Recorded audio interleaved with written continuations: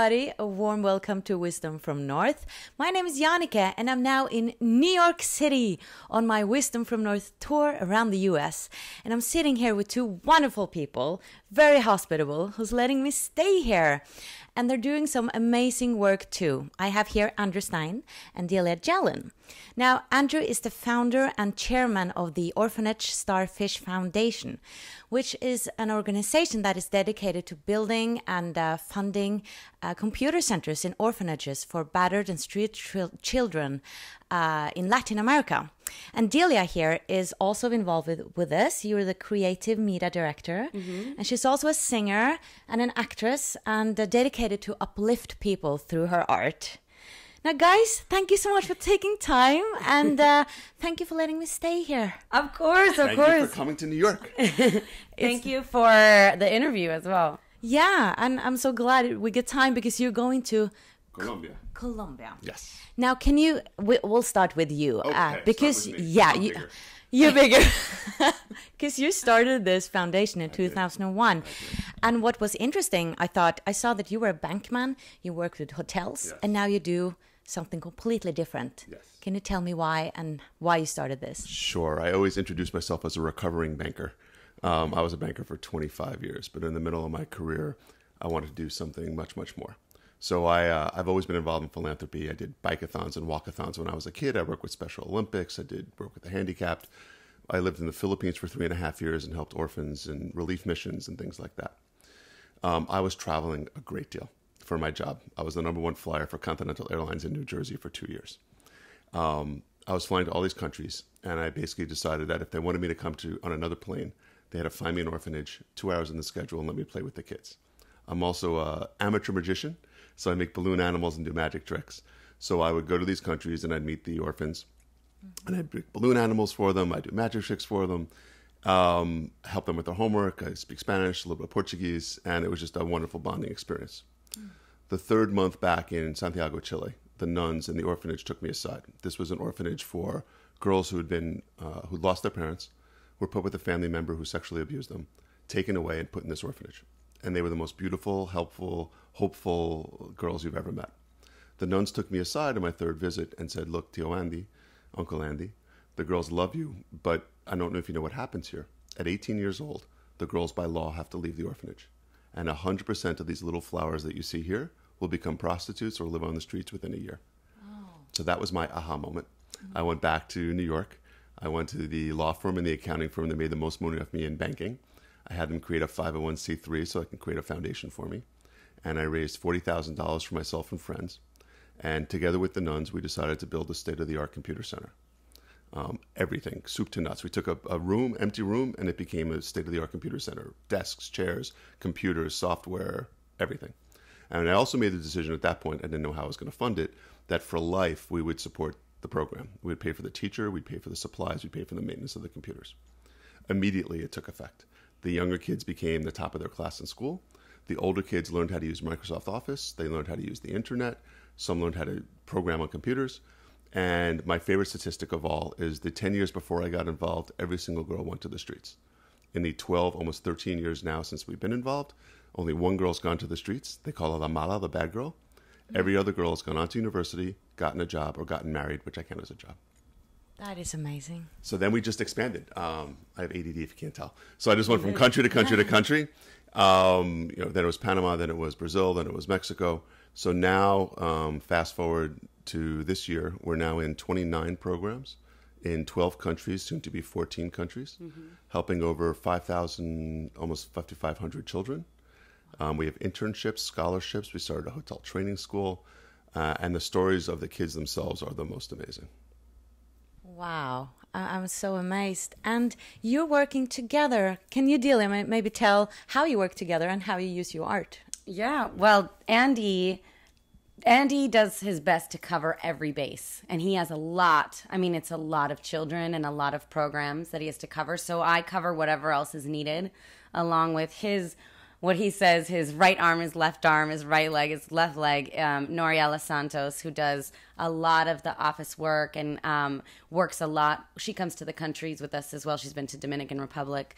So it's like this team, and we have a beautiful team of interns as well and volunteers. And Andy has a great board that helps him, and the committee and the benefit committee for the galas, which is where we raise most of the funds to be able to help these programs.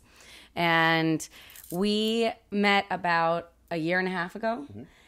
And I told him I always wanted an orphanage that was a school of the arts. And he said, you should do it through my foundation. And I said, what is that? He said, I'd run a foundation for orphans. So we started meeting together, finding ways to work together. And we both just had the passion to help children. And we started traveling together. And we created this show. It just happened because I sing and he does his magic. And he would do his magic show and then introduce me, and then I would do a song, and then it just over the visits to visit these children, we created a total show where I like do a lead into his tricks, and then he does a lead into my singing, and it's awesome. I mean, he does these magic tricks for the children, and they're, even if they know the tricks already, they're just so impressed. And when you show up to an orphanage with Andy, all you hear is Tío Andy, Mago and Mago, like the magician, you know, and they love him, like they swarm him. And I was so welcomed as well the first time that I started going. But now she's a regular, so now she comes, and they all know, forget about my magic, they want to hear her sing. And the cutest thing is, so she sings these beautiful mariachi songs, and she sings these songs of love. And there's these little boys, 5, 6, 7, and she goes up and she grabs their face and she starts singing to them, and all the girls go, "Ooh!" and all the boys start crawling away or slinking back. Try to get shy, and some of them they go it's the most precious, it's the best. So that's wonderful. And then what we do as well is she has the boys and girls sing for us, and they'll either sing as a group, or they dance. Every country, the kids are so talented, and they all do arts, all of them. Right. I mean, we have this one in Bogota, an orphanage for little boys, and they do visual art, and it's unbelievable. And Dominican Republic, the girls will dance for days, and they learn every dance on YouTube, and partly on the computers that we provided for them. Yeah. So it's kind of a beautiful full circle thing, and we do a lot more. Whenever we go to a country, we scout new orphanages or new community centers that we could help in, and we meet the community, and we meet the community leaders, and we meet the children. Like we just went to Peru, and we went to this area called Manchay, where there's literally, it's like dirt and rock, and there's not much there. And you show up, and these kids are so full of love, and they're so rambunctious, but they're very respectful to their elders. And they told us they were going to take us to another school, and as we show up, I heard like a band playing, and I thought it was a local circus like down the road, and then I see it's these children playing, and 1,000 children were waiting for us, and they were and we did like a flag raising with them, and had a dance party with the band. Like, it was amazing. And yeah. So how many computer centers, or how many places or orphanages are you supporting? So we have 29 computer centers in orphanages, homes for street children, and community centers in 12 countries now, soon to be 14. We're in Mexico, Costa Rica, Panama, Bolivia, Chile, Brazil, Dominican Republic, Haiti, Colombia, El Salvador, and Puerto Rico. We're also in Ethiopia and Africa, and we're starting in Peru and Honduras in the coming year. Wow, amazing. What are there any stories that have really touched you that you can tell about? Sure. I think you should tell Linda or Magda? You tell Magda, and I'll tell Linda. Okay. So I'll talk about Magda because I just wrote about this, an article for the foundation. So Haiti, horrible situation with the earthquake. There's this incredible woman from the States, Elizabeth Kennedy, who started Halo Haiti, which is with the pastor of Lakai, which is about 4 to 6 hours, depending on traffic, outside of Port-au-Prince.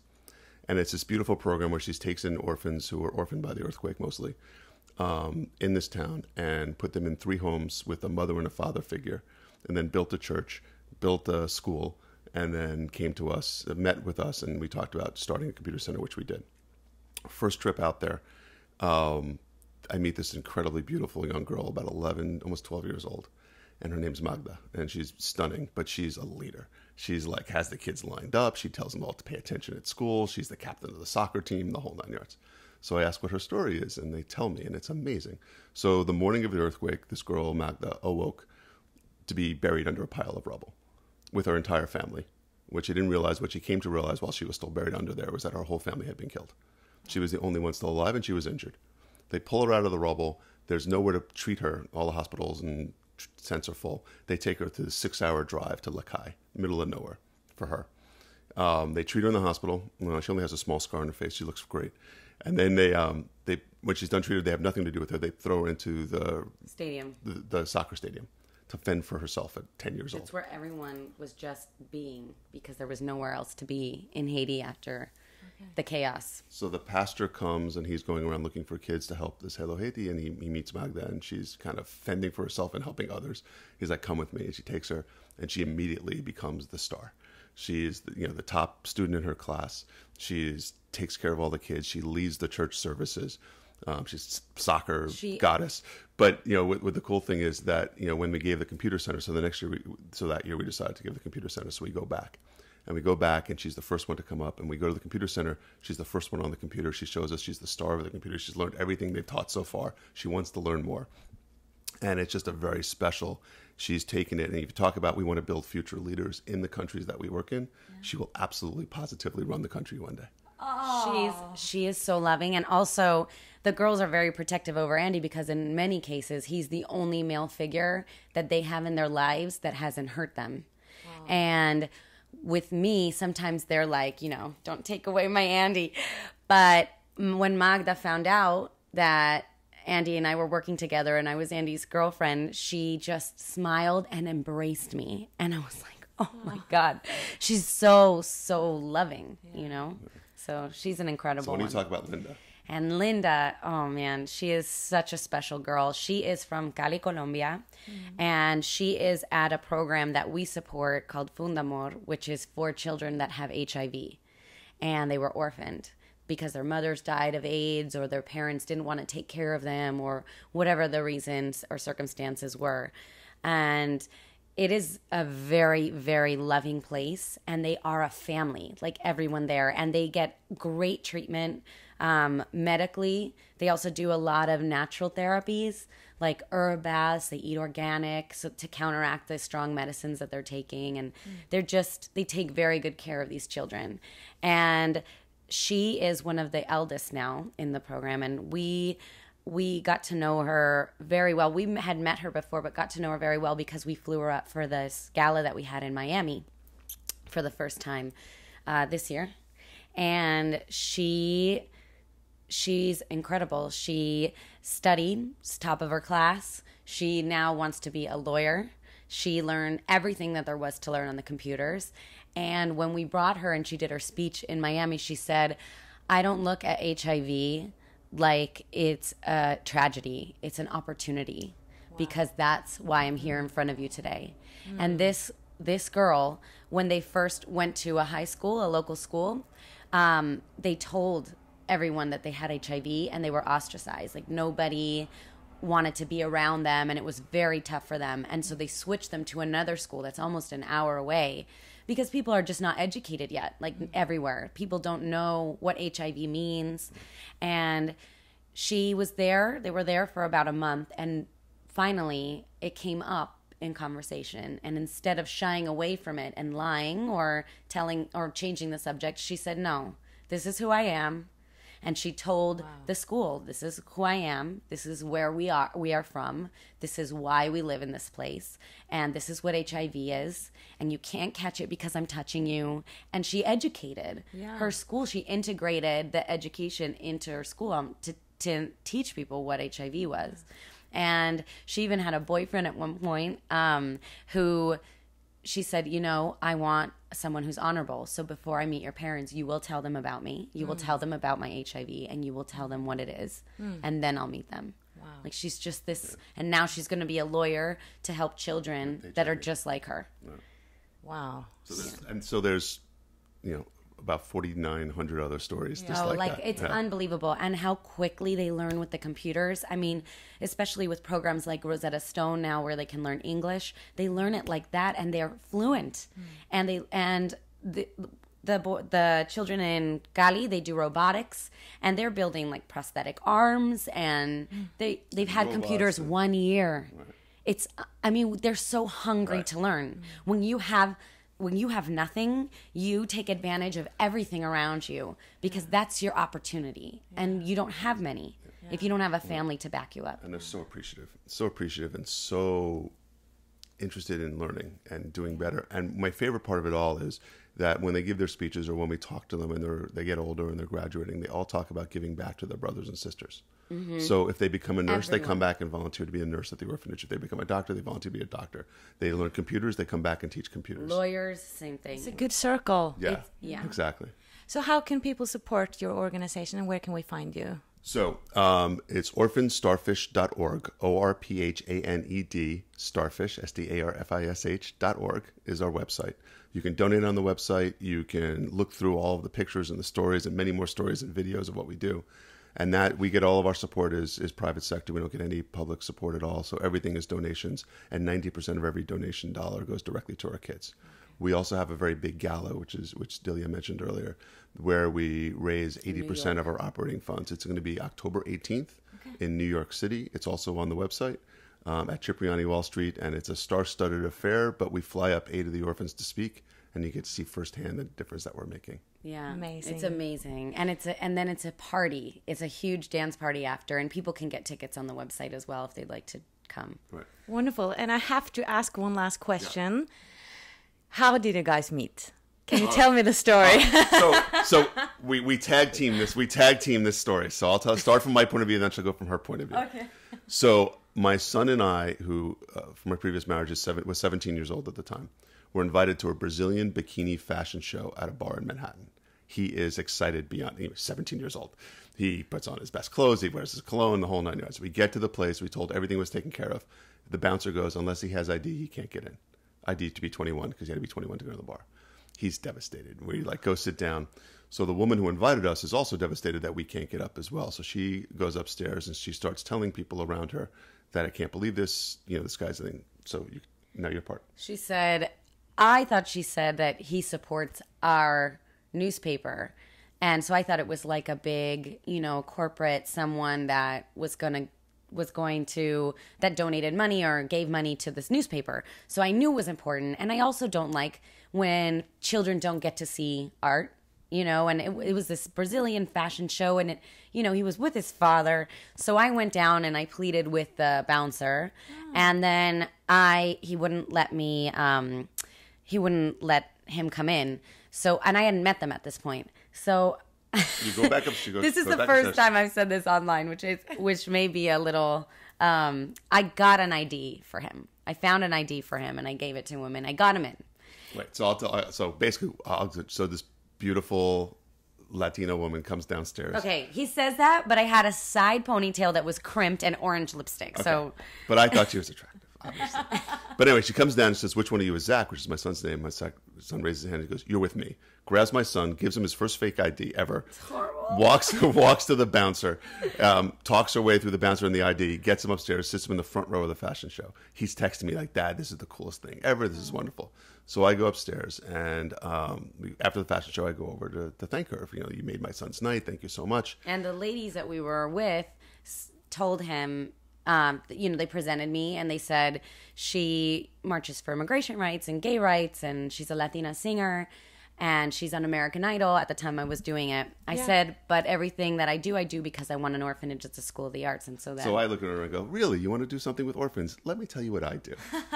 and I was like, "Is this a Meant joke?" to be. But So it was meant to be. But we weren't thinking about dating Right. at the beginning at all. We just wanted to work together, and then it just then it happened. just When you blossomed. do the same thing, and your hearts are in the same place, it's very Yeah. easy. I mean, when we went to the first orphanage together, and the kids ran up to me, and then they ran up to her, and she sang, and I did my. I mean, magic, we were and on the floor playing with them. Right. Like, it's just, they want love. We were done. They want love, and they want advice, and they just want to give love to, Like, they give you their only toy that they have, these children. So it's great. So that's the story of us meeting. Thank you so much. Oh, it's so thank beautiful. you. And do go in there and check out their website. I just discovered this because we went to school together. Yes. And now we haven't seen each other in 10 years. Jannecke's so talented.